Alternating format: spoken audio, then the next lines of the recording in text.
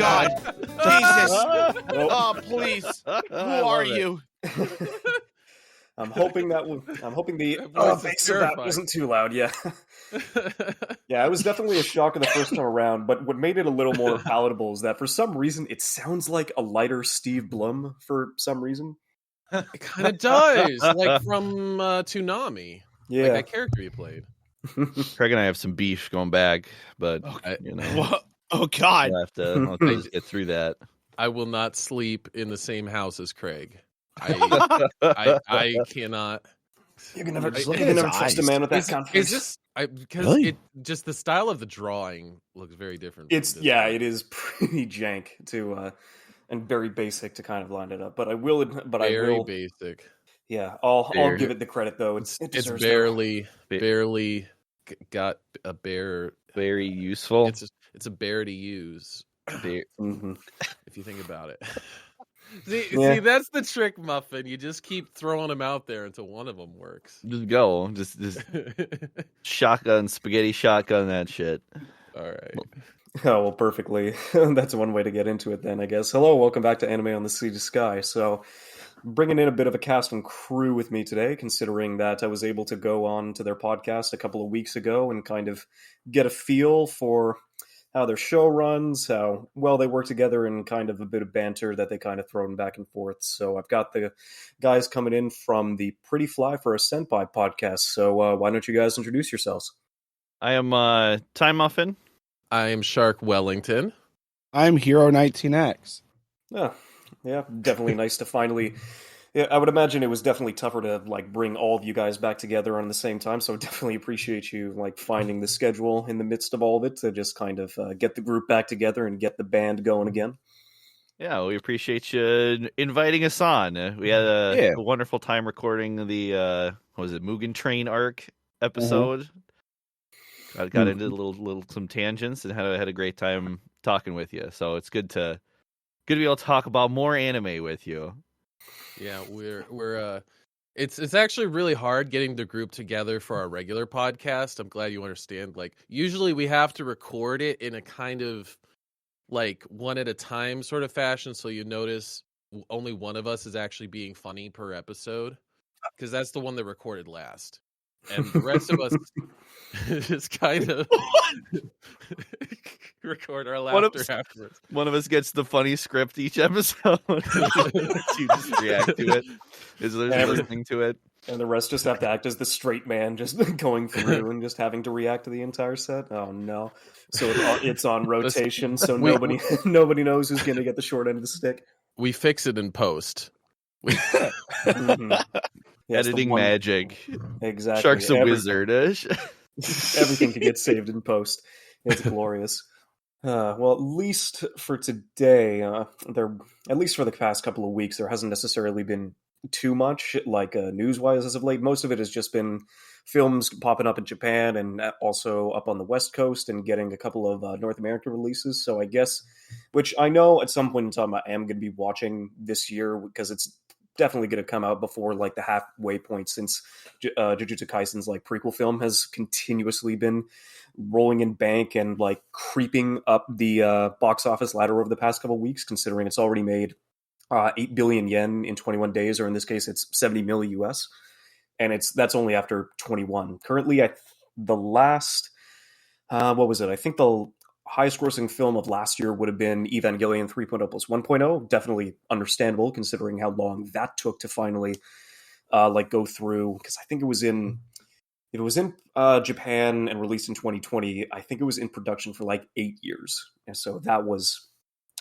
definitely a long time coming, and that ended up making 10 billion, so 88 million for the rest of it. So it's kind of surprising to see that one of the longest running and most notable and culturally astounding films is probably going to get beaten at some point in time over the next couple of weeks by a prequel shonen film. But that's definitely been how the industry has been moving as late as we saw from Mugen Train last year. Yeah, I don't know. Anytime I hear the name of the movie, the Evangelion 3.0 plus 1.0, and I just can't. I just roll my eyes. You've already gone through this too many times, and that's what you ended up with. just add 1. You don't need to give me the equation. just say 4. It's not hard. It's not like we had a formula going through. We had 1.11, 2.22, 3.33. Oh, Okay. Natural Jesus. progression dictates that something's going to be lining up with the number 4 in it. Like, understandable? It's like, no, 3 plus 1. And it's just, okay. You get no 4s. No 4s here. No 4s here. You like go into the theater and it's literally just the first movie and the third movie playing side by side. Just the duality. It's just kind of like, yep, no, this is exactly what I wanted. Thanks. You paid for 3 plus 1, you're getting it. No 4. No 4s for you. So yeah, no, it'll come out at some point. Because I mean, regardless, I did, as like more recent shonen, like nowadays, I definitely like enjoyed Jujutsu Kaisen like the most. Like, although it's blasphemous between the rest of you guys, probably more than Mugen Train, definitely. Like that was, if I had to choose, like pick between the two, that'd probably be the child that I would go for. But yeah, no, it's definitely been making waves, and understandably, knowing how well shonen tie-in films have been doing, like out in the West, especially since the first My Hero movie came out in 2017, I believe. That's definitely been a successful formula that's been like making good waves like all across. So I'm definitely going to understand that this is going to be no exception. Once at some point, it's definitely going to go down there.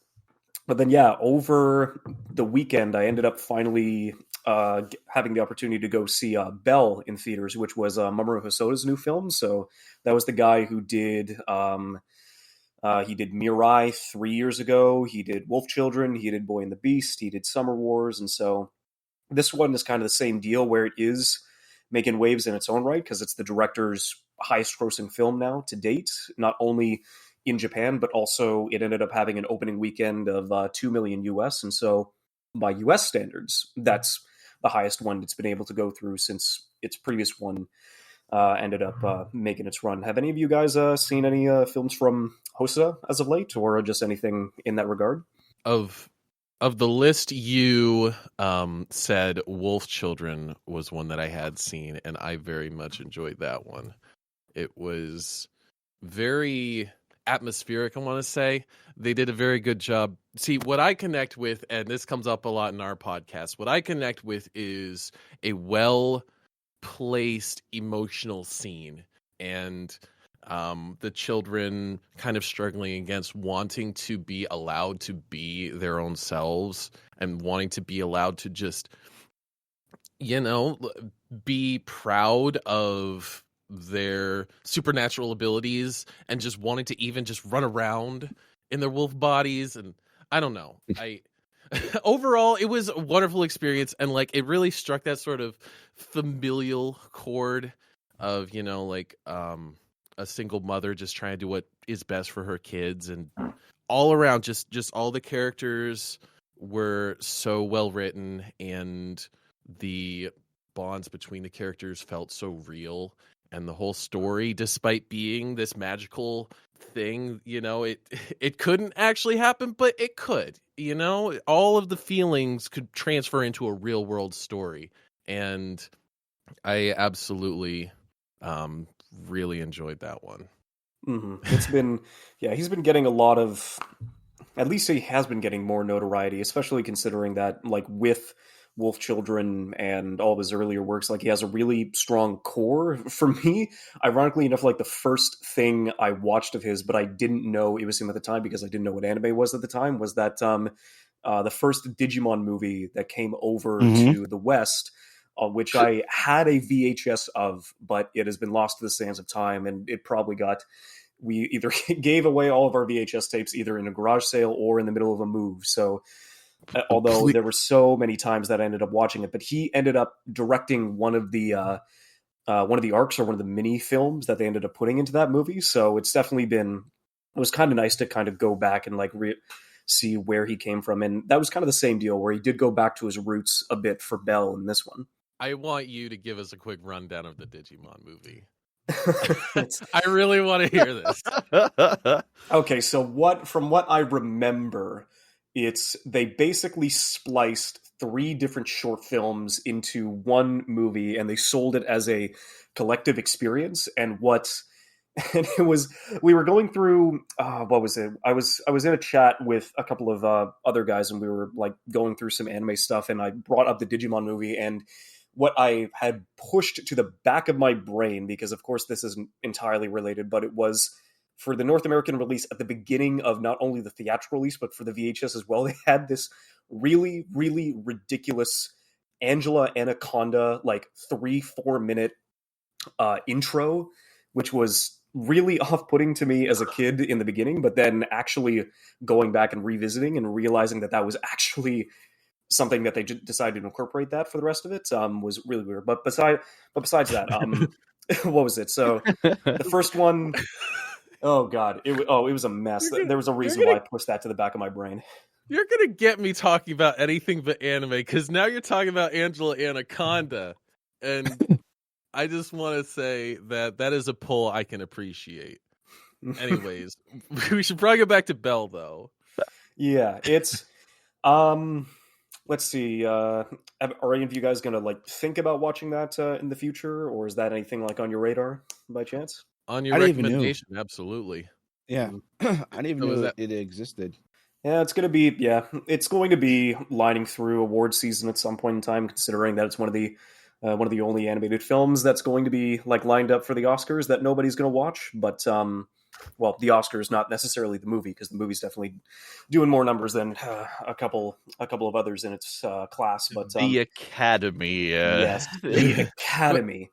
With your glowing recommendation, sell us on it. What is so good about this movie? Oh, I don't think it's a glowing recommendation, honestly. Okay. That was, I think I might have been.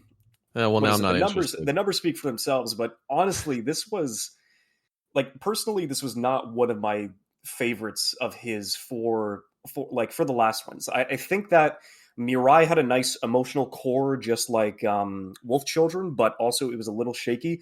It felt like everything in Bell was done exceptionally well in terms of directing, the way that they translated between animated and 3D stuff, considering that whenever it's a part of the digital world, it's 3D, and whenever they jump back to the real world in the sense, they go back to the standard 2D animation.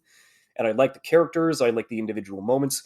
It's just that the script was incredibly all over the place. It definitely seemed like he was trying to fit a 3-hour movie into a 2-hour time span. So some things get some things get stretched out too much longer than they expected. Some are just kind of like blips that don't necessarily give it enough time.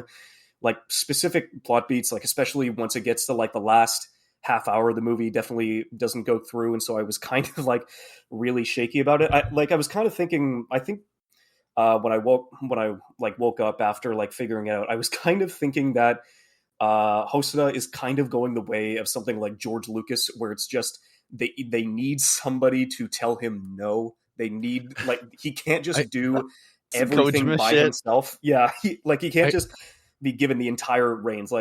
Because he not only directed it, he script wrote it. He did some of the character designs. He was trying to get everything underneath his umbrella. But it just seems like his directing is fantastic, but he really needs a second opinion when he starts handing in his script. It's just I have really shaky. I have this movie open on Wikipedia, and just from this black and white page with a poster on it, I can tell that they were shooting. They were trying to go all the way with this thing. It's this beautiful night sky with a princess, hair flowing, touching a dragon on the maw, stroking that maw. Mm-hmm. Received this world premiere at the Cannes Film Festival. Wonderful, You're selling me, Shark.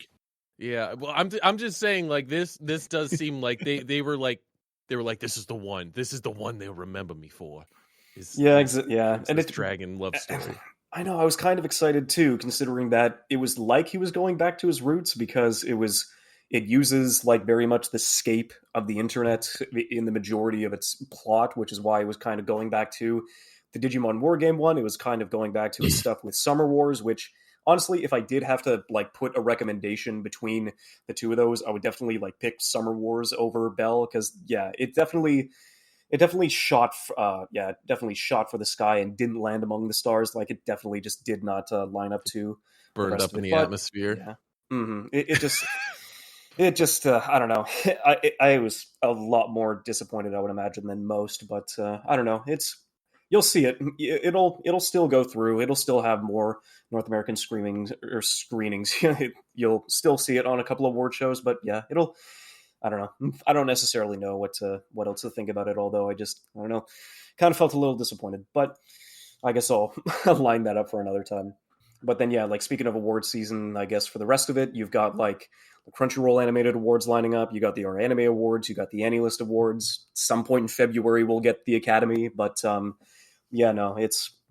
don't necessarily like pay attention to the Crunchyroll Anime Awards like too much nowadays. But it always is interesting to kind of like check back in at the end of the year just to like be reminded about what the more popular ones were, and just to kind of like see what made impact on last year. And like, I guess for like, just for conversation, like the base six, so the top six shows that they have nominated for Anime of the Year would go for Attack on Titan's first season, Odd Taxi, Sunny Boy, 86, Jujutsu Kaisen, and then Ranking of Kings.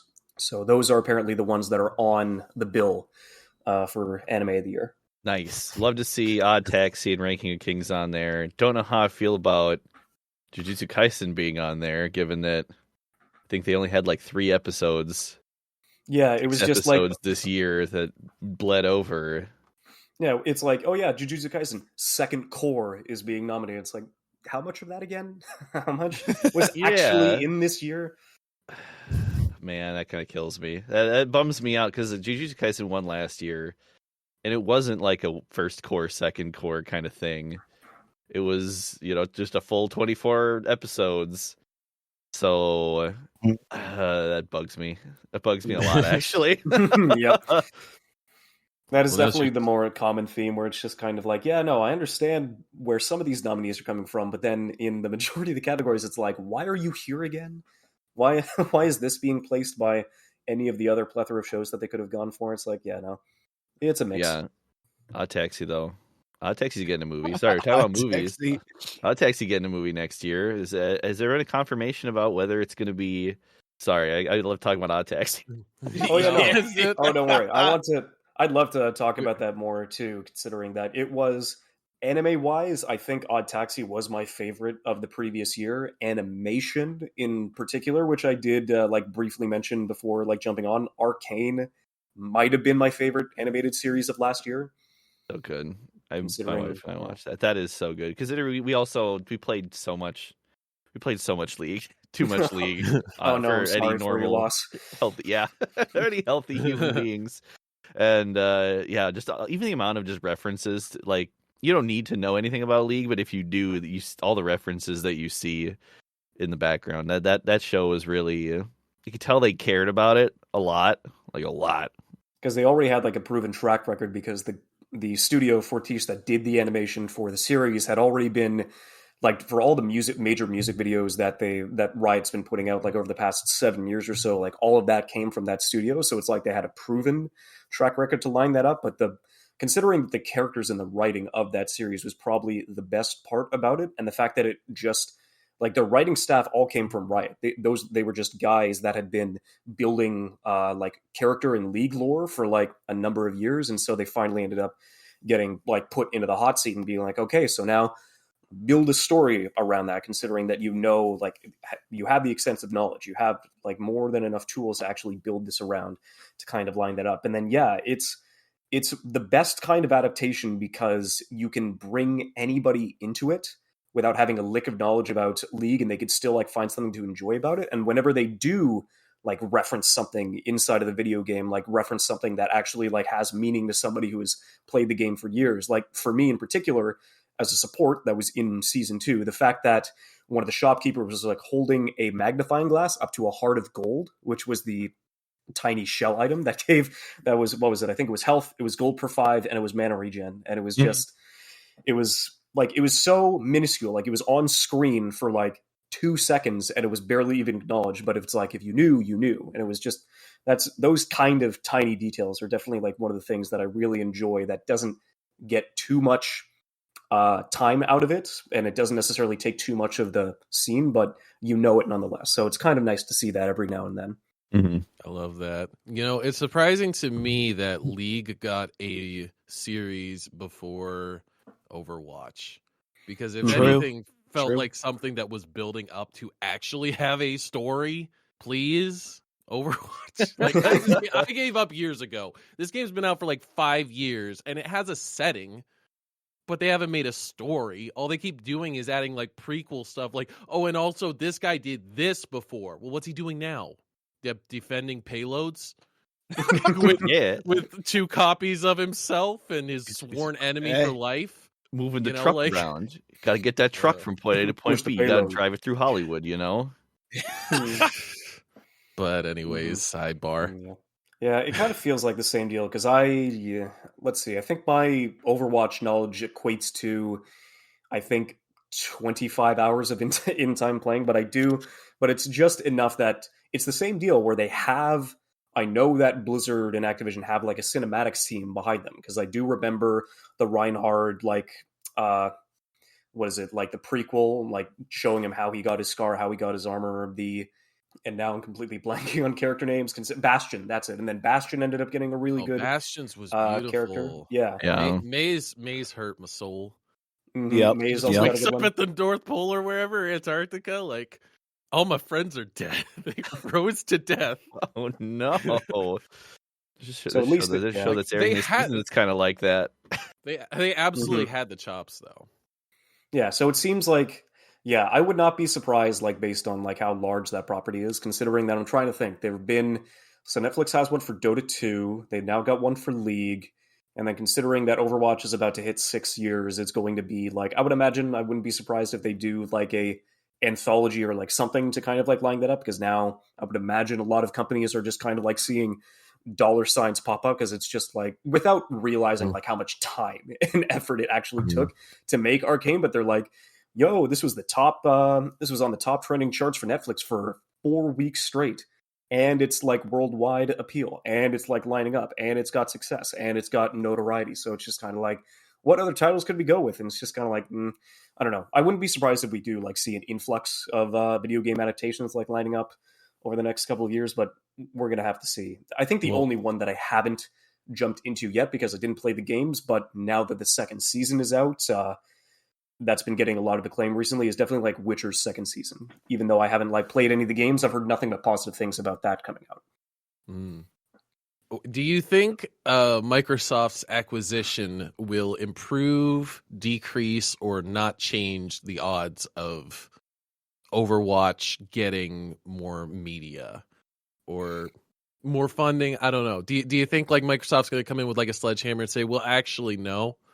Or do you think they're going to say, hey, you guys actually should have been doing more of this? That's definitely going to be interesting. I could see somebody in a department like going through and taking a look at the adaptations going through now that there's not necessarily new leadership, but I guess considering that they're now under that new umbrella, I would definitely imagine that going to be popping up as a question over the next one. But even if that is the case, unless Overwatch has been like, they've had that thing in production for a couple of years, I don't think we're probably going to be seeing any of that soon until like the mid-2020s. So I would say, yes, they'll definitely have a conversation about it, but if we're going to be seeing it in the next 2 years, I don't think so. The only thing I hope that they don't kill is StarCraft 2, because that was also a part of the merger, and I'm also thinking like, oh boy, I really hope they still have people working on that, at least until Frost Giant ends up like putting out a new RTS, so we can only hope. There you go. All right. So, which anime do we want to talk about next? Well, I guess we can start. Yeah, let's see. I guess we can start with the one that like I ended up like only picking up recently. Like this is like in the last week of last year, because I know that you guys have definitely been enjoying it. Now that it's bleeding over into this season, is a bit of Ranking of Kings, and that's been it's honestly been like one of my favorite like shows currently running, like easy. Because I think personally for me, it's one of those things where I'm not really much of a fan of isekai in particular. I would say the last isekai I ended up watching and enjoying would have been Konosuba, and that's mostly due to its its characters and its comedy, and for the rest of that. But in terms of just isekai, what I have been wanting to see more of that we haven't been getting for a while is definitely just going back to straight fantasy, like like Dungeons and Dragons esque, like Lord of the Rings, Middle Earth, like basic medieval magical fantasy. And we don't necessarily see that as much because like the trend and the template for making an isekai, making it relatable question more okay, not relatable, wish fulfillment is a lot easier for as a sell to get across. But the fact that Ranking of Kings is going through and having like baseline like really like interesting medieval fantasy like archetypes being set up on top of being like a really good underdog story has been like one of my definitely one of my guilty pleasures like over the past couple of weeks now that I've finally caught up to it and I'm watching it week by week, and it's been really good. I enjoyed I took a little bit of a break from it after like the episode before the second half of the season, and man, that show hits you with some character development and emotional weight to a lot of the scenes. Like you watch the first episode or first couple episodes and you think you have everybody pegged for what kind of character they're gonna be like, this old trope again, this old song and dance, this guy, and just everything's like so bare bones, and it's just kind of like, all right, well, this is going to be by the books basic. Mm-hmm. And then as it goes on, you have so much just development. Every character almost does a 180 in a certain way, but not for like just because they want to be a mustache twirlingly evil villain or because they were actually good the whole time, but they actually have good plot reasons for why these character changes happen for the most part. Because it's definitely the characters that sell for me. But then on top of the fact that like studio wits, after finally passing off the mantle to Attack on Titan, it's just like this is something that they've finally been able to work on and that they have been working on for quite a bit. And if this is kind of like, we already know that they have a really good grade of quality, especially with the works that they've been doing over the past 9 years. But the fact that this is the first thing that they do, like coming outside of Attack on Titan, and that's the kind of like precedent that they're going to set, I'm kind of really excited to see where they go. Mm-hmm. Like the animation, like that was what really sold me on it. Was when I first saw the trailer for Ranking of Kings, I was like, man, this thing looks like some kind of like Bible school cartoony color book animation. Yeah. And then I watched the first episode and went, oh no, it's really well animated. Like Boji gets like hype when he's getting ready to fight and his head shakes and steam comes out his nose. And I'm like, oh, we got some good animation chops in here, and I got nice goosebumps from it. It really does kind of look like a modern take on like an 80s sort of Sunday morning cartoon. Yeah, the kind of thing you pop in the VHS when the adults are like, I'm not doing it today. Yeah, exactly. I'm like, exactly. So I haven't watched this, but I'm kind of watching it on my other screen while you guys are talking. And I'm going through this funny little interaction where somebody's mugging him for his clothes, so he comes back with three coats on. Like, he's just here. I saw you needed some clothes.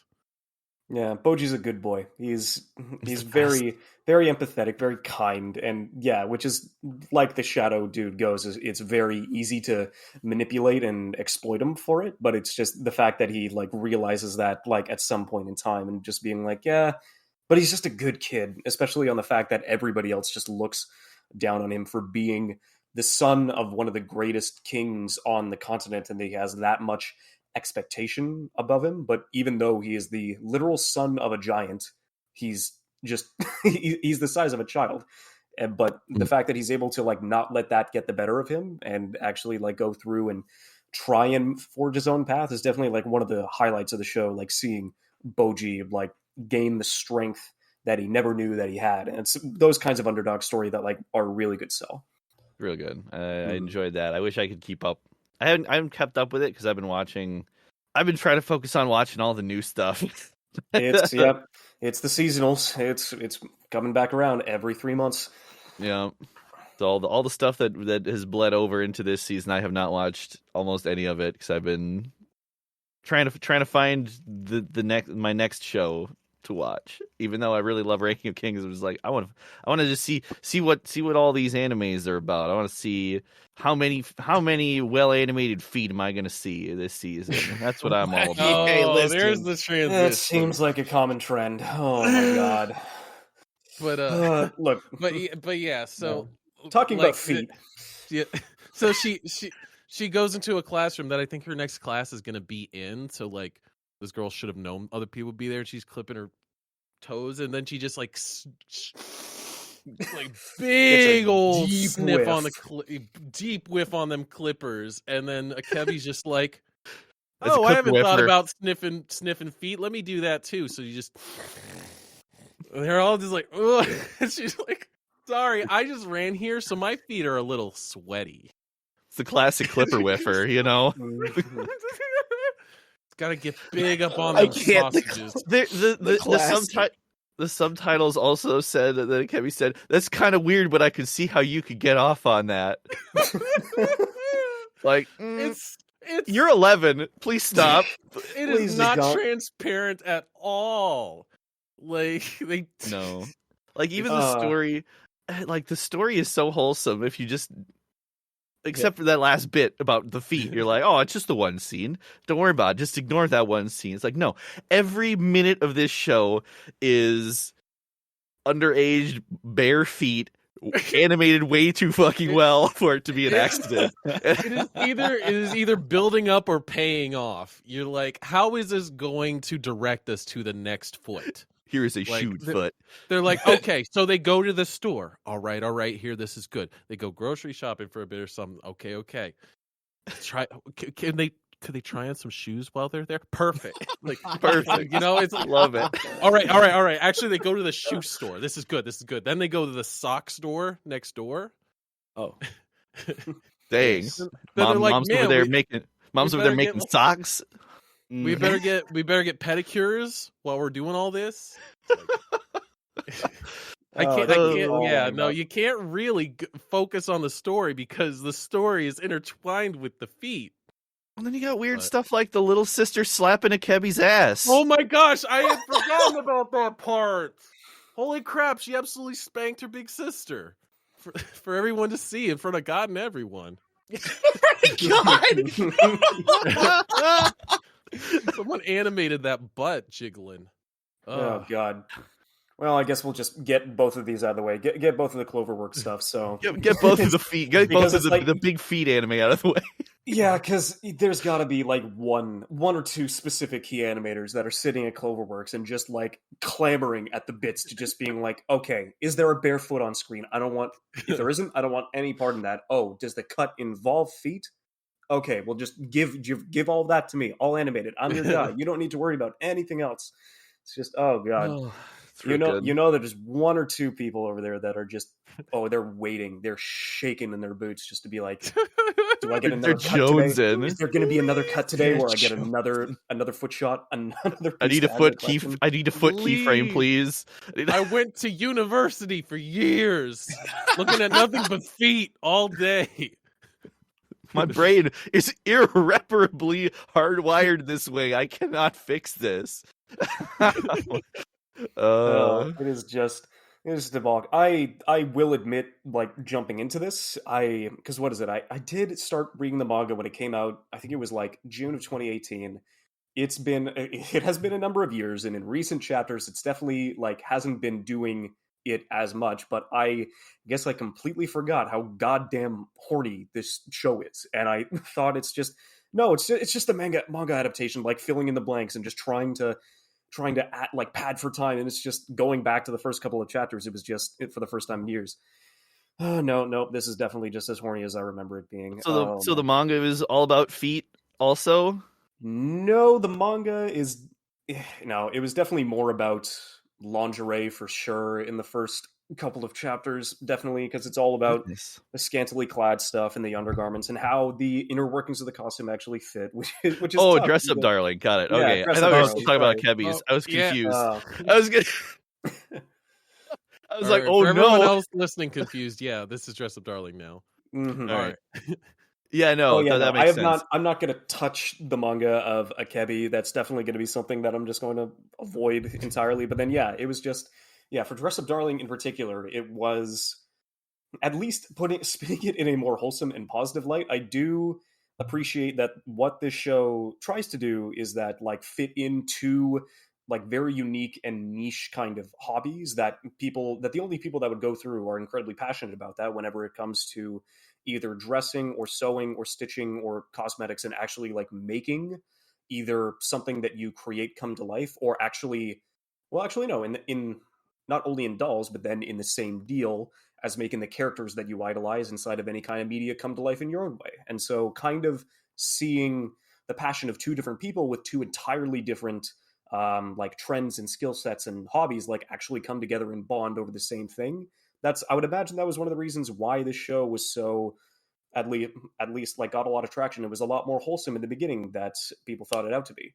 It's just that I completely forgot how goddamn horny it was for the first couple of bits, and it's not going to stop for the rest of the season, unfortunately. But I don't know. It feels wholesome though. All like I did a stream where I tier listed all of them. I think I used the term hornsome to describe the show. Yep, that's the best way to put it. Yeah. It's very horny, but yeah, no, the fact that they are two people who are way into their specific hobbies, like you said, and she, as long as someone is passionate about something, she is like all there to support them, and she also just happens to be like 98% fan service as a character design, so it's just like, well, she just happened to be made this way. Yeah, no, I was very surprised by how much I liked Dress Up Darling after the first episode. Second episode was a little more iffy, but it was like, oh, I wasn't expecting like borderline like softcore. Yeah, just the soft practically. Yeah, I wasn't expecting more feet from Cloverworks, but here we are. I guess we know what the trend is for this season. No, all we need is some well animated feet in Tokyo 24th Ward, and we're ready to go. We hit the trifecta for Cloverworks feet. Oh yeah, exactly. Oh yeah, no, I'm really hoping for its sake that we don't end up getting to that point, because then that there's like that would just solidify where it's just there's one guy in Cloverworks just being like trying to get himself into every single project and leaving his mark for better or worse. But then, have you? The feet. Yeah, exactly. So I guess just to finish off the Cloverworks, how many have seen Tokyo 24th Ward? Because for me, it was a really pleasant surprise, actually. Same. I was surprised that it got an hour-long pilot. I was watching it over lunch. I was like, oh, I'll watch one more episode before the end of my lunch break. I got 25 minutes left in my lunch break here. We'll watch another episode of this. We'll start watching Tokyo 24 The Ward. And like 40 minutes later, I'm like, what? This episode is still happening. What is going on? It's like I'm bonkers. It is off the wall. But the whole plot of it, like the cyberpunk Minority Report pre-crime, like brain hacking, it's so cool. Mm-hmm.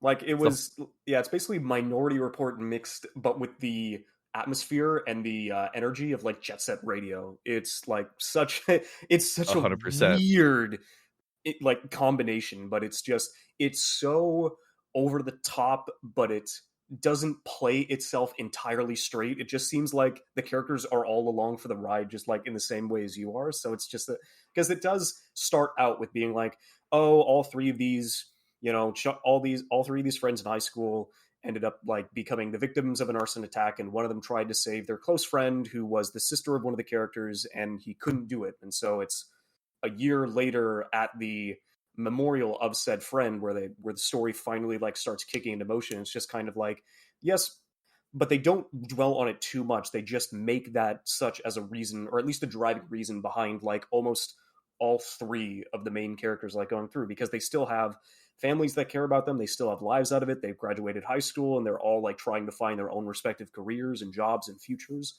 All of them vastly different from the other, but they're all like, their friendship regardless is the one that always like makes it a lot better, because it's always like, what is it? I think like my favorite points of them getting together where it's just that none of them have been keeping much in contact over the past year since the tragedy, but then it's just they all show up at the exact same time wearing the exact same outfit, wearing the exact same stuff, and it's like, oh, figures, yeah, I definitely expected you guys to be here. And then the same deal with absolutely no without no primer, like no like plan setting or expectations, just kind of, all right, well, I gotta go do this, I gotta go do this, I gotta go do this, and then all of it was like, well, I need a meal to go through and like try and figure out, and a safe space to kind of like figure out what I'm going to do for the rest of the day. And then they all meet out in front of the same okonomiyaki shop, and the rest of it's like, oh yeah, no, figures that you would be here. And it's like, it's just, I don't know.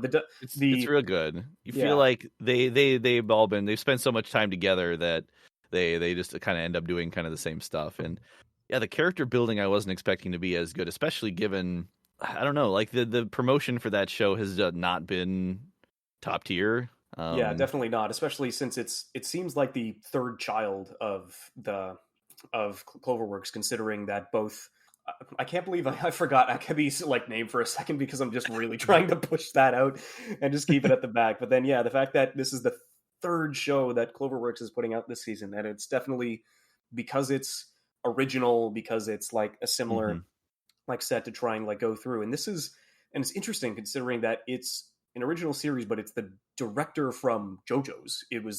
It's the dude who directed JoJo's parts 1 through 5, and instead of going to work on 6, he's like, "Nah, I'm just going to go to Cloverworks and end up doing this completely original show, like just out of nowhere." And I'm just really, and I don't know how well that's going to turn out, especially with the production issues that have plagued Cloverworks, especially when it comes to like the tail end of their series. Because sure, like we had good stuff like Shadow's House and Horimiya like last year, but also last year we ended up getting Promised Neverland Season 2, and we also got the conclusion of Wonder Egg Priority, which was also a little shaky.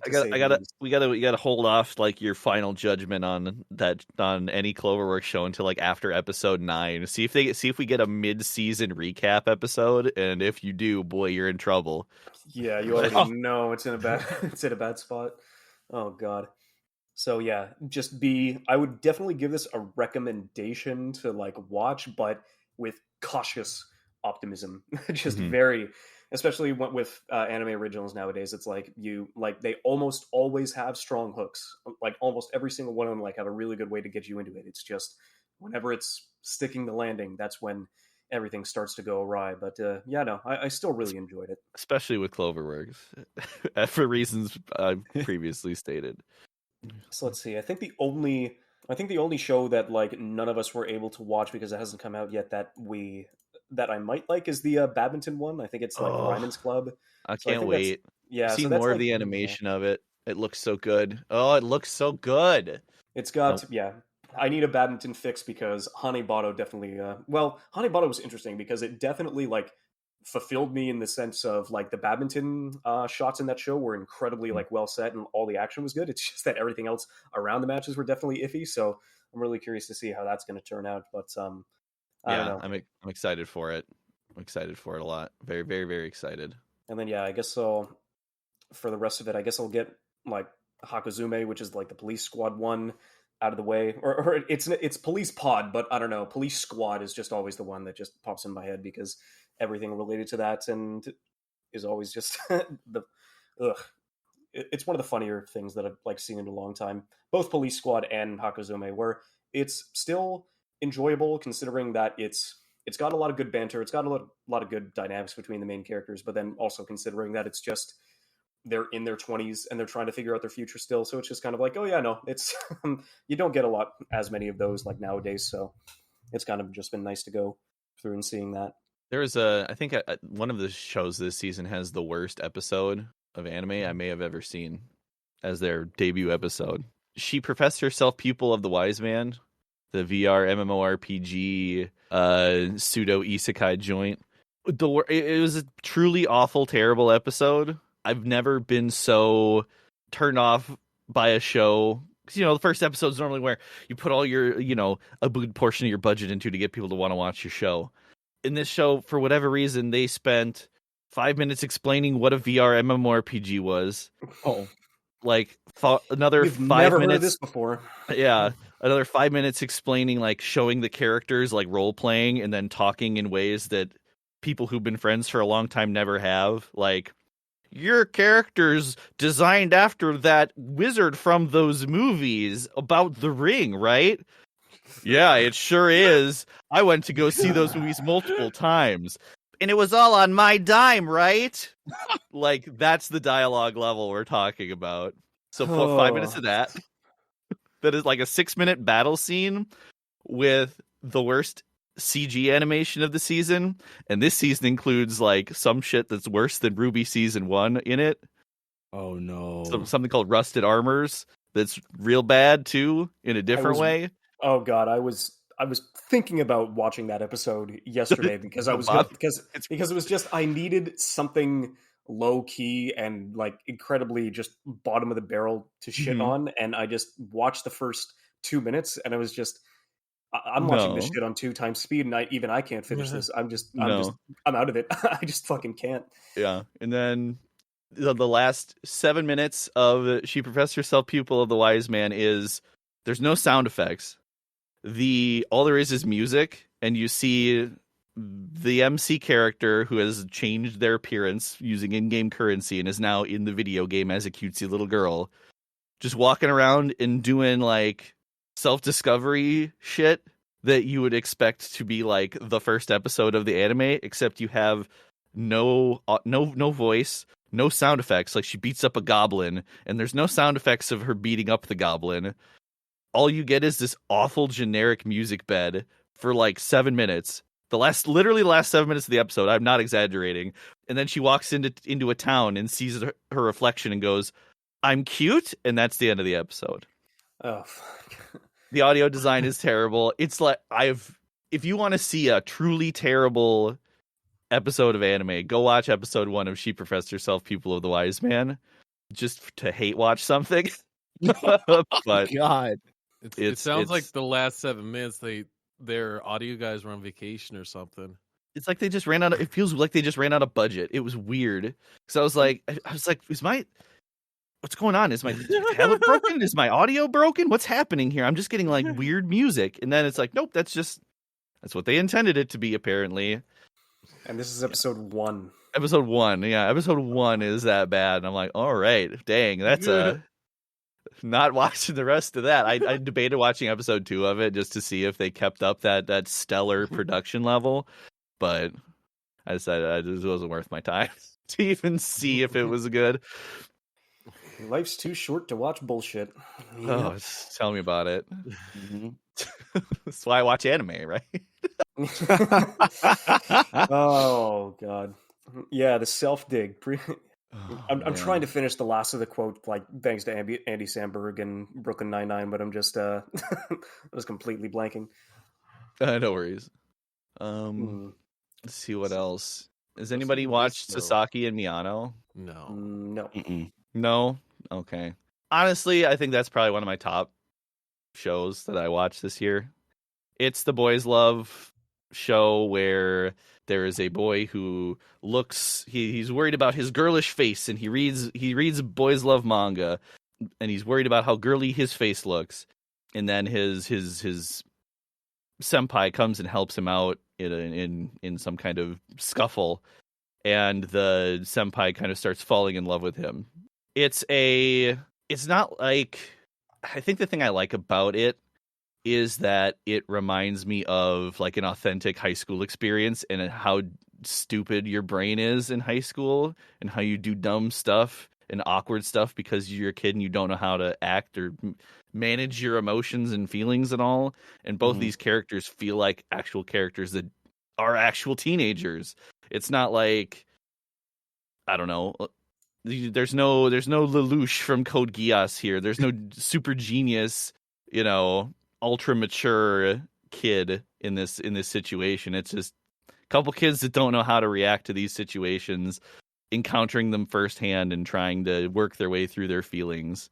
And awkward teenagers being awkward teenagers. Yep. Yeah, it's awkward teenagers being awkward teenagers, but in like it's not the same like, oh, we're not, the only reason we have a conflict is because we aren't talking to each other kind of thing that you get too often. I would recommend that show if you're into like romance stuff or like character driven shows. I'd say go give that a watch. Not too bad. The only thing that I've been watching so far this season has been Demon Slayer. I'm currently caught up with season 2, and I watched like the past. I think there was like 2 episodes of Attack on Titan that came out so far this season. I've watched that as well, but I haven't had time to watch anything else. Even though there's been a lot of like animes you guys have been talking about, I kind of like perked my interest and I kind of want to watch them, but unfortunately I haven't had much time. Hero, how much Zenitsu is there? So Zenitsu is asleep almost the entire time so far. Yeah. It's been, yes. Hell So- yeah, He's been winning. knocked unconscious. I think we're on 3 or 4 episodes running. Oh my god, that's great. That's And that's he the is- best news yep. I could have heard. hmm He's over the top for the first 2 episodes, and Yep. then he gets sidelined, and then once you see him again, he's not awake. And that's the best kind of Zenitsu, is the time when he isn't awake. That's the best kind. Oh man. Yeah, no, it's been working out pretty well. I would say it was a little like slow on the upkeep, but it's Mhm. like where it's at right now. It's finally like starting to find its pace and finally starting to pick up with Demon Slayer strengths for sure. So that's definitely been nice. And it's been moving along. I'm trying to think. It's weird. I think the season's like 17 or 18 episodes long, but that's including the 6 episodes that was the Mugen Train. What is it, like the rerun? So it's Yeah. not gonna be it's not gonna be as long. I'm trying to. I was 8 gonna of say 11. too, because I haven't read the manga, but I've seen bits and pieces, and for where they are, I'm like, wow. I'm in my mind, I'm thinking, are they gonna try to like do like some filler or something? Because like I felt like it's coming close to an end for the season 2 already. Oh yeah, no, it is. It's like at least going through any chart, including the episode that's going to air tomorrow. There's 4 episodes left in the season. Wow. I So want to. apparently that's it. It feels like it just started. I Yeah. guess. I guess Crazy. it did kind of just start, considering that they haven't been able to like fit in as much new content with the addition of the Mugen Train bit. But yeah, no, it is kind of surprising to like see like it's such a weird release schedule, especially what we've seen over the past 2 years. Mhm. When they try to capitalize on something that has just like made that much money. Like people are already like being skeptical, or at least they're already like theorizing that they might just do the same thing, where it's just, oh well, they could do one arc as a television series and then one arc as a movie and then another arc as a television series and keep that like alternating back and forth because of how successful the formula was. And so that's a That's how possibility. Dragon Ball does it. Yeah, so that might be a possibility like leading into the future. It's just same deal. Although I haven't read the manga, I know that it's over. So however many arcs that they actually have left to keep that formula going is going to be the question. Yeah, because I don't know per se how many arcs are left, but I know that there's only 23 manga issues. So I mean, they can't go on forever. So Mhm. so I don't know how long the entertainment arc was in the manga, but I have a feeling we have like 1 or 2 more arcs and that's it. Interesting. I think there's three more arcs. There's 3 more arcs, and then the last arc is split into like 2 separate arcs, almost like sub arcs.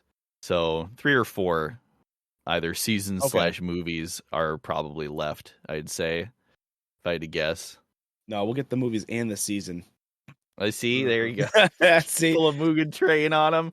I mean, it's worked for him. It was the highest grossing animated movie of all time, and it got the highest ratings of any show this year in Japan. So, I mean, why not double dip if you're gonna? they got me to buy it, so Yeah, there you go. There it is. There's the copy. God. Yeah, it'll be lining up for the rest of it, and kind of seeing how far that's going to go. That's also it's really going to be interesting for the rest of it, because I don't think we'll talk too much about Attack on Titan either, considering like that's the blip. But yeah, no, it's interesting. I'm I'm really curious to see how it's actually going to conclude, like throughout the rest of this, considering that, or at least based on the mixed release schedule that Mappa's been able to go to, I don't know how, like, for the rest of it, because I've heard different things about, because apparently it's 12 episodes. I think it was 16 in the first half, and now it's going to be 12 in the second half, and people are already pointing out that they don't know if it's enough to cover the amount of content that's left in the series. And so every other person that I've listened to, which would be a really interesting way to end it, is that if on paper currently there shouldn't technically be enough time to finish writing the story, people are already theorizing that they're going to pull a Demon Slayer and they're going to have the finale of the series be a movie. Yeah, I mean, we may as well go out and get while getting's good. Yep, if they've been reading the writing on the wall, it's like, yep. Animated movie adaptations so hot right now, and it's just, oh boy. Especially for big series like that. Like, I mean, especially with like you're talking about Jujutsu Kaisen, the prequel movie that came out, 3 weeks ago, and how that's popped off for a 1-season show that is not, it doesn't have the legacy of Attack on Titan, and it's popping off at the box office. So yeah, I could only imagine the producers. Yeah, I'd be the production committee. I'm sure they're thinking, man, we'd be stupid to not try and capitalize on some of this dosh. It's going to be really interesting. Yeah, just to kind of see how that translates into the rest of the 2020s, and seeing how many adaptations, or at least shonen adaptations, like leading in, are going to be getting films or anything of the like, to see if that's going to be a trend for shonen, if that's going to actually be something that's going to be like followed through more because of how much of a success that story was. I'm really gonna be curious to see how that's going to be. I mean, hell, even like smaller shows like Odd Taxi are getting movies. Like, it's anime's popping off nowadays. I mean, it's not like how it was back in the 90s, where it's really hard trying to find anime. Anime's easily accessible now. Much more so than it's ever been before, and a lot more culturally significant and culturally accepted, especially like in America, at least. Like I can really kind of bring to mind like how over time the public perception of it has changed. It always used, like it went from being like, oh, that's what weirdos all watch, to there being like pockets of people who watch anime together, and now you can just casually be like, I do watch anime, and the half the group would be like, me too. I watch Japanese animation as well. It definitely seemed like the 2010s was its like revitalization in that sense, like the same way that video games like started doing that in like the early 2000s, where it was kind of that weird nerdy obsession that was kind of looked down upon. It's like, oh, you play video games on the computer and on your Xbox and for the rest of it. And then by the end of the 2000s, it was just kind of like, nope, it's worldwide phenomenon, multiple consoles, multiple avenues for you to at least like experience. And then everybody is just like jumping in. There's literal like going back to like watch the release days for stuff like Halo 2 and Halo 3 was just kind of like seeing how massive those kinds of things were. It's like, okay, we made it. We finally made it. Like, this is a mainstream aspect. And so it definitely felt like anime got that same taste and that same like transition in the 2010s, thanks to like a lot more streaming services going through, like starting with Crunchyroll and Funimation, but then like the big boys like walking up to the plate with Amazon, with Netflix, and everybody like kind of going through. And then even then, like a lot of good adult content being pushed through like Netflix and Amazon as well. So stuff like Invincible, stuff like Castlevania, like just a lot more adult oriented animated content that was finally like becoming more mainstream, and then just feeding people into that same line to being like, okay, well, if you liked this stuff, then look across the pond and actually like see how much animation that these guys have been doing, because there have been fans of this stuff for decades, and there's more than enough recommendations for everyone to go around. So a lot more people got their eyes on it, a lot more people got interested, and now thankfully we're in that era where I would say it is very, very close to the mainstream, if not already. I would agree. I mean, it's Demon Slayer was #1 at the box office in America. Yep. It came out it didn't come out during like a banger week of movies. It came out during like the same time as like Mortal Kombat did in the middle of COVID. So it's not like, but still, I mean, that's something. It's not for nothing. It's still got #1 in American box offices. So it's a quite an achievement considering where we were, even in the early 2000s, even in the late 2000s, you wouldn't expect something like that to be the case. It's definitely been a while. I thought Marvel movies were definitely the only ones that could like have similar like fan aspects and having like full theaters in the before times. Not as much so nowadays, but like seeing Dragon Ball films and My Hero Academia films just pack theaters in a way. I thought Marvel movies were the only one that could do like that kind of like superhero like genre stuff. Was just kind of like, all right, it's really nice to kind of like see that change and to see that it's the same deal. Everybody's around there for the same reason that you are. Everybody knows the same things that you do, and you're all passionate about the same thing. And it makes for some of the better theater experiences, but it also like brings up the conversation a bit more, and it actually like really helps people become more open and a lot more loose to actually talk about the things that they care about. So it's been a really nice change of pace for that. It really has. So let's see. I think the last major show I guess we can get out and talk about, which is probably my surprise hit of the season for sure. It's a show about shrooms. Very basically. I was, Love if you weren't shrooms. going to bring it up, I was. It's at the very baseline. It's a show about shrooms. And now, stop me if you've heard this before, but we've got a dude who's, standard fiery shonen red-haired boy, carries around a bow, has a lot of strength and fights people. And he rides on a large man-eating crab, and he constantly gets chased by hippos with hip-mounted grenade launchers, and he shoots bows that explode into large giant mushrooms, and he's fighting a corrupt government system that runs around with a lot of large and very loud notifications that lead on to having him fight a snail aircraft carrier that pushes him into snail a aircraft city carrier, though. where he has to fight machine gun toting bunny girls. And if now, stop me if you've heard that before, but because it's incredibly common, you kind of I don't know. It it's a dime seems a pretty dozen. cliche to me. I've seen like 12 of those. Yeah, no, it's just. Oh yeah, no, like just out of nowhere, like because the first time I ended up like knowing that this show existed was there was a clip of Giguk like on Twitch where he was like going through like all of the all the shows and all the previews like leading up to the season, and it was just the one where it's just like he freeze frames on a pair of girls kissing, and it's like, all right, anime the season, all right, it's all good, I know exactly what I'm watching. A frame later, when she's not kissing the other girl, she is pulling a large larvae piece out of her mouth, and it's just like, what the fuck am I watching? It's like just the biggest fucking 180 I've ever seen in my goddamn life. But like, So good. and that's not the craziest thing that I've seen from the show yet, and it's just so ridiculous. It's so it's from a light novel, I guess. It's not original. It was something that came out in 2018. The closest show I would definitely like point this towards was probably Dorohedoro, if any of you have seen that one. Like, it shares I've been meaning to. I've seen one episode of it with my wife, but we haven't kept watching it. I'd still say I'd give it a recommendation. I guess the only reason why I think about that is that mushrooms are very prominent in both of the series.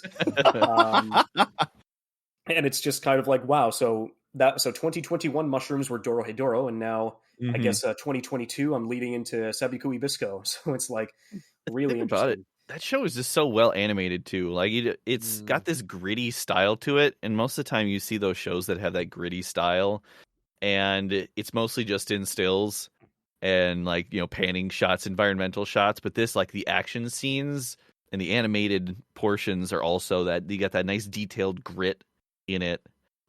It's just the absurdity of it. I like that everybody plays it straight. Like, they're just like, I know they've got an escargot. She had an escargot plane, her own escargot aircraft. That was her whole reason why she joined us. And I'm like, what? Why are they calling it an escargot? You see it, and it is a flying fucking snail. Like nobody is goofy or weird. They're all serious people in this kind of weird, goofy world, but it's also kind of not. Like in the first 10 seconds, it's just like bomb went off. Moving on. Get to the important part. This is our world now. It's this is what we have to tread through day by day. I have a feeling it's a slow burn. Like it's already off to a great start. I have a feeling it's gonna really pick up. Like the first episode was just mostly Bisco just at stop trying to get his crab through. Like it's just trying to get through sort of back and forth. Sorry, it's a pile of dead bodies. Oh yeah. I can't show you. Mm-hmm. Also, there's like face eating bacteria or whatever. Mm-hmm. Yeah, no, that's because I'm trying to think about what there must have been a movie in the last decade that had like a similar like skin eating disease in a post-apocalyptic setting, but I'm completely blanking on it. But it's kind of sounds familiar to me too, but I can't think of what it is either. But yeah, no, it's definitely like that kind of aesthetic is like ones that we don't really see often, but when we do, it's just like, you know, it's like the gritty post-apocalyptic sort of like Mad Max or Trigun or what was the other one? Like Nausicaa, the Valley of the Wind, like all of that desert-esque, like heavy machinery, and then like thrown out into the countryside where little pockets of people like still are trying to find ways to live in a place that has made it very hard to do so. But it's been, it's because that's the thing. Like it's such a crazy, ridiculous, off the wall sort of world. But the fact that the characters like take it so matter of factly that it not only grounds the world, but it grounds you in it as well. So it's just kind of like 1 minute you're just being like, oh my fucking god, grenade launcher mounted hippos are chasing after our main protagonist, like running through the field, and then it lines up for the rest of it. And it's just kind of like, oh yeah, no, well she's flying a plane with a snail on its face. It's like, that's just how things do be in this world. It helps. Oh, go ahead. I almost want to say Fallout. Yeah, that one. There we go. Yeah, it's even got like smooth skin. It's got skin disease in there too. It helps draw you into the world. It's not like a lot of other shows where they overly explain the world. Like a thing will happen, and like the doctor, Panda Doctor Milo, is basically like getting mushrooms smuggled in so he can develop medicine, and you don't need to be told like, oh, this is illegal because you saw a shady guy drop off mushrooms at this place, and then Milo goes and picks them up. You're like, okay, so this is illegal. You don't need to explain it to me explicitly. We've already got the gist of it. Yeah, it respects your intelligence, and it gets more stuff done that way too. Because they can spend time telling you other cool things that you can intuit about the world instead of sitting there for 45 seconds and telling you, wait a minute, are you sure? You sure you want these mushrooms? Dr. Man, you know that these mushrooms are illegal, even though you've come here obviously before to pick up mushrooms, and I'm telling you this again. Wait a minute, so the helicopter runs on snail power? How does that work? Well, you see, when the bombs went off, snails suddenly gained the ability to create helium in their lungs. Yeah. Thus expanded their body to great proportions, and just pull out a diagram and with big red arrows everywhere. It's and like, just a slow pan for the next 30 to 45 seconds. It's just kind of like reading on for the rest of it. It's like, oh yeah, no. I'm back in Professor Self, Pupil of the Wise Man again. Oh no. Yeah, it's like how to do an opening episode right and how to do an opening episode wrong. It's just, you always find like the perfect dichotomy just for the rest of the majority of the seasons whenever they go through. But, oh yeah, no, it is so far my surprise hit of the season, like just completely out of nowhere. Because I would imagine like many others, like not on the radar, no idea this was coming out. Even if you told me before that, oh no, wait, never mind, this isn't the Jodo director. This guy did like keyframe animation for Kill la Kill, and then he was art direct. He was like major animation and art director for like. So going back to Ufotable, like this guy was like a major art director for the Unlimited Blade Works series that they did. He was art director or character animation director as well for the Heaven's Feel movies. So it's like he's got a lot of good connections and experience back at Ufotable, which is the same guys that are doing Demon Slayer, but the biggest thing for me is that this is his directorial debut as a So like leading In into a the new director's chair for studio. the first time. New Yeah, studio too. Like this is the studio's first thing they've ever done. I'm really curious, really, really curious to see how further they can push the envelope, especially with what they've shown us for like for the first two episodes. If you haven't seen the second episode either, like it gets crazier. It's good. Somehow I it think keeps the going. second episode it looks better in like the action scenes are even animated even better than in the first episode. And yeah, it's just I've yet to be like I feel like they just have more to show also. It's just so cool. And it ends on, Bisco and I don't know. I don't think she's a big bad, but like they're about to have like an epic fight, and it's like, okay, I'm ready. I'm ready for this next episode. Like I'm hype for I know, it, it's which just- is yeah. what you want to feel after watching one of these like shonen action bits. Because you totally understand like why. Because even though you know that like they're siblings in the sense that he does all what he does in order to like help her cure her disease and for the rest of it, and she's never. And it's like you think it's like okay, standard story beat where it's just the brother trying to do everything he can to find the cure for the incurable disease to help his sister, and it's just and they have a really good dynamic in the sense that they're both on opposite sides of the spectrum, where one's an officer and one's medical doctor, but the way that they argue with each other is like such with such, I guess, empathy is not really the one I'm looking for, but the fact that they both care for each other and they don't want either of them to get hurt regardless, which shows the bond between them as characters. But then it's just kind of like, yes, she does have this incurable disease that's simply helping her, but she's also a badass commander that's leading the majority of the forces inside of the town. So it's just And they feel everybody's got a side. And they feel like brother and sister. They feel like they communicate the way that siblings would communicate as well. The bit where she says, "So nothing I can say will get you to move aside, right? No? All right." Just knocks him out. Yep. And he just wakes up in like a minute later, like based on one of the frames. It's like, oh man, do you think that one of the sibling code would be to not aim for the nerves on the neck? It's so stiff. Yeah, no, I'm really enjoying it. Really kind of see. Let's see, what days is that out? I just literally have it as mushrooms on the rest of it. So episode, I love it. yeah, I love it. Yeah, just to kind of keeps. So this is going to be running side by side with Demon Slayer on Sundays for the next couple of weeks. So yeah, really curious to see how that's gonna line up, how that's gonna go through. I hope but that picks up some of that Demon Slayer audience after that. Once Demon Slayer's done, just because it's a similarly like wild and crazy. I don't know, just a cool world to live in and experience. I think that's the thing that It's something different.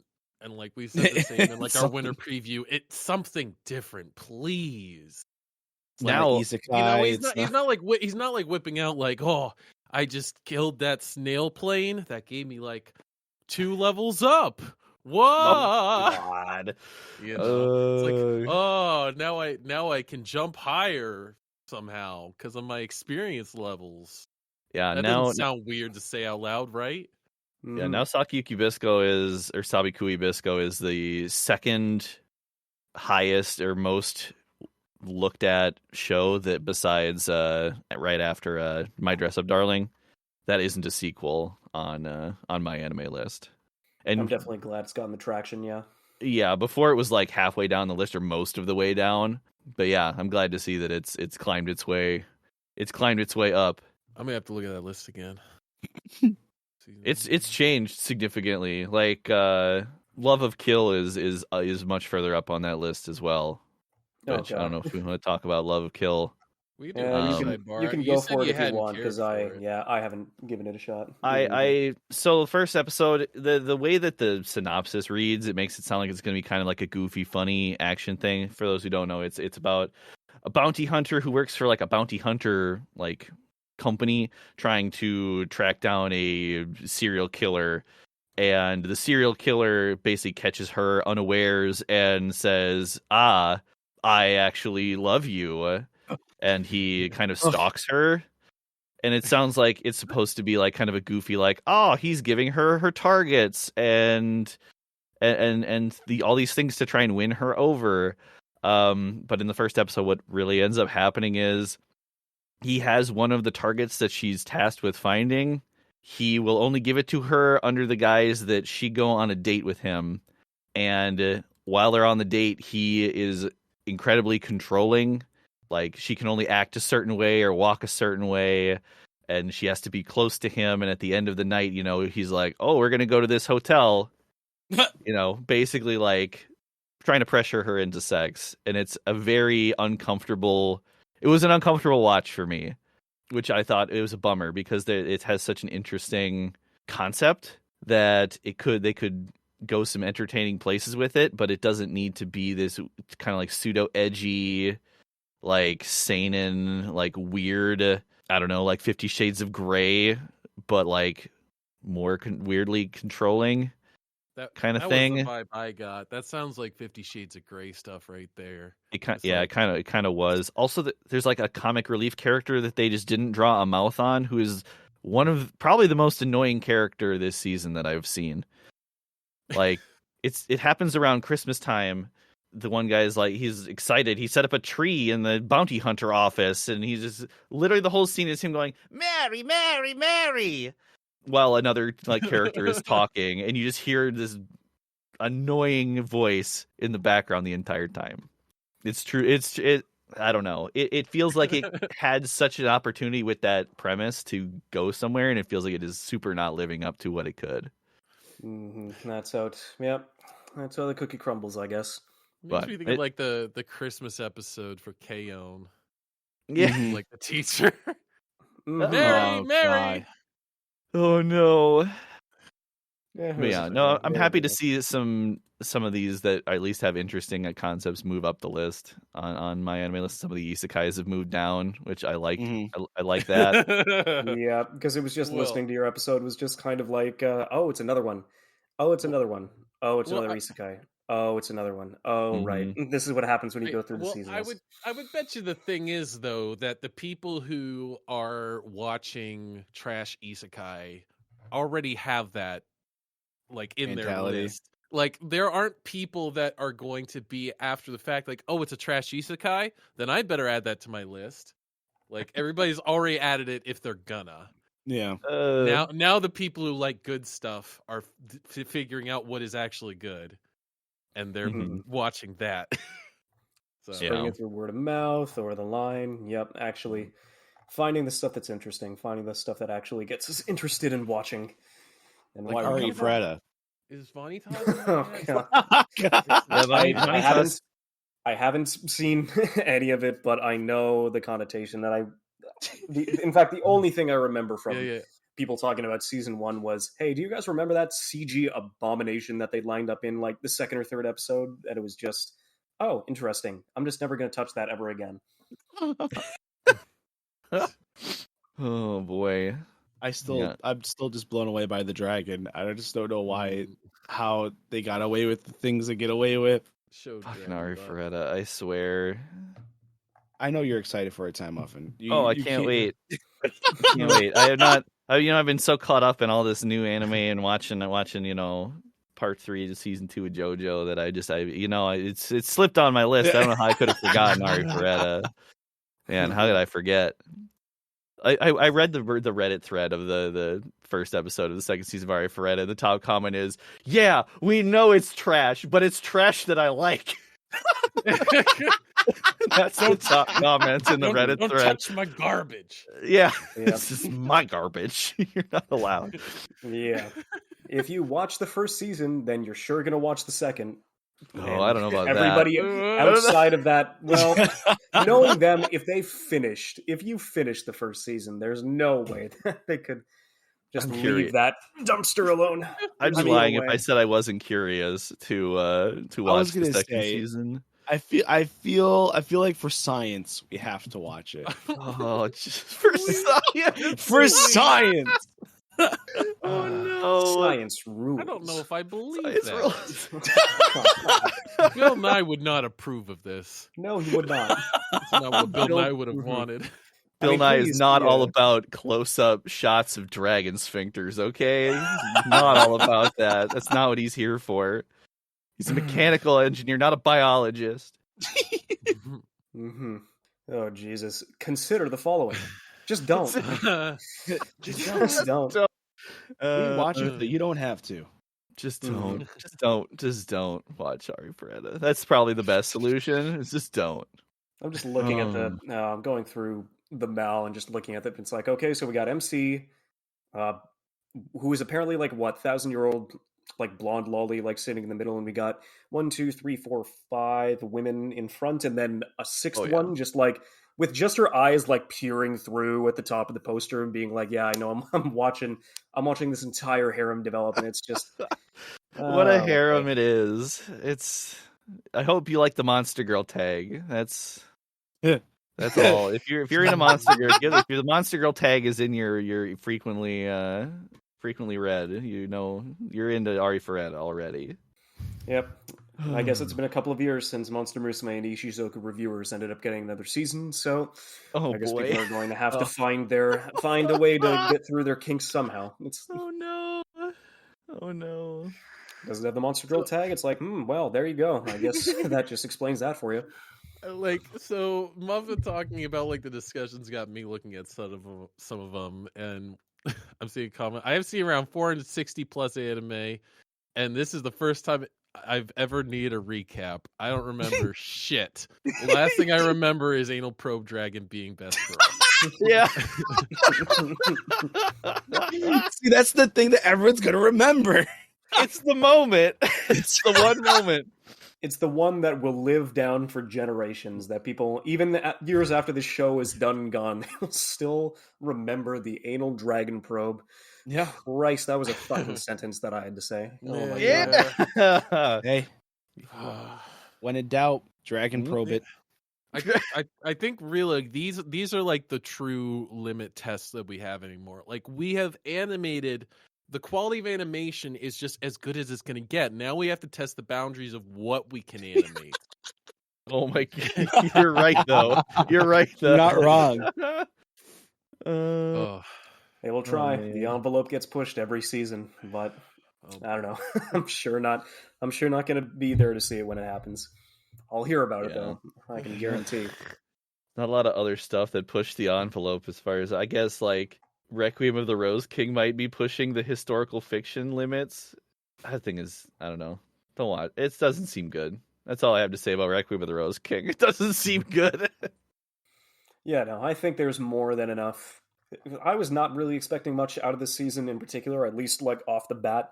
Because 2021 like just had a lot of good standouts every season. So far, like, we do have a couple of like ones that are like making their way and just stamping their claim throughout the rest of it, at least for the originals or at least the adaptations going through. But yeah, no, it's definitely, I'm really going to be curious to see how the sequels like kind of end, or at least the only two that require. I'm definitely not going to be curious to see how Arifureta season 2 ends, but at least for Attack on Titan, at least for Demon Slayer, those are definitely going to be like some of the only ones that I'm going to be like watching out for, just to kind of be curious to see how they conclude. But then I still think, like, by comparison and with the expectations that I had leading into the season, I think I came out pleasantly surprised with like how the outliers decided to like show up the way that they did. So I'm still enjoying it. Yeah, it's good. This is a good season to catch up on some backlog, I'd say. Yeah, because there's probably I think there may be only 4 shows that I can see myself watching like regularly on a weekly basis. 5 if you include the stuff from last season that rolls over. But yeah, it gives lots of time to catch up on some stuff that you wanted to watch. Yep, I would say that about sums it up. Well, honestly, yeah, no, I think we were able to cover more than enough of our fair share. But yeah, no, guys, I definitely appreciate you coming down and actually like finding the time to get the crew back together and like come out and join me out for an episode. Hey, no problem. Yeah, happy to be here. All right, so I guess the only other item of business is where do you think everybody else listening in can find you if they want to catch up on more of your content? Well, they could find us anywhere fine podcasts are sold. Are called Pretty Fly for a Senpai. Available on Spotify. You know, the usual suspects. Audible, Podcatcher, Amazon. You know, we'll just go down the just go down the queue. Just line up on everything that the feed like lines up. It's like... Pandora. Pandora is apparently big on Pandora apparently, but yeah, no. wherever fine podcasts are sold. You can also go over to www.prettyflyforsenpai.com. Awesome. well. Cheers. And all right, awesome guys. Well, thanks for stopping by. Definitely appreciate it. Yeah, sure thing. Thanks for having us. Thank you. Thanks. Do we send off with our names also? Yeah, sure, go for it. There's more than enough of a like lineup for the rest of it, so I can also edit and post. That also really helps. I'm Shark Wellington. I'm Tie Muffin. I'm Hero 19X. All right. Nailed Cheers, everyone. Thanks for listening. Cheers.